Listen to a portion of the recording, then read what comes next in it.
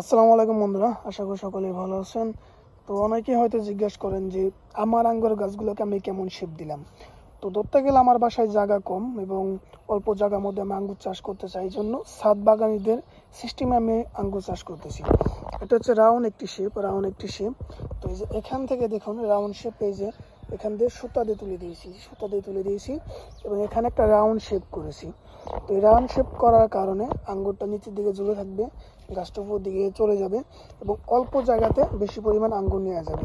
যেহেতু মাঝখানে ফাঁকা, মাঝখানে খোলামেলা থাকবে, সাইড দিয়ে খোলামেলা, আলো বাতাস সব কিছু ঠিক পরিমাণে যাবে এবং এখানে ফলন অনেক বেশি হবে এবং আঙ্গুর গাছে রেজাল্টও ভালো আসবে। তো আমি এই পদ্ধতিতেই সেভ মনে করতেছি আমার জন্য, যেহেতু আমার জায়গা কম, অনেক সমস্যা এবং আমাকে গাছগুলো জিও ব্যাগিয়ে রাখতে হবে, গাছগুলো নাড়াচাড়া করতে হবে সবসময় এবং গাছগুলোকে জিও ব্যাগে রাখতে হবে।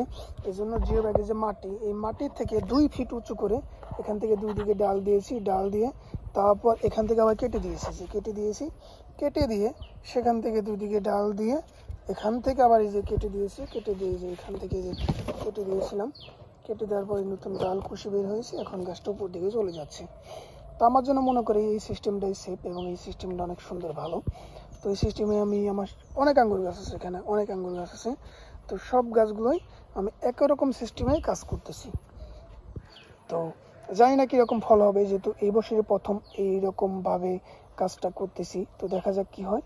তো আমি আশাবাদী যে পদ্ধতিতে কাজটি করতেছি অবশ্যই সফলতা পাবো, যেহেতু মাঝখানেও জায়গা আছে ফাঁকা এবং সাইড দিয়েও জায়গা আছে। এখন কথা হচ্ছে গাছটাকে সঠিকভাবে পরিচর্যা করা এবং সঠিকভাবে খাবার দেওয়া গাছে।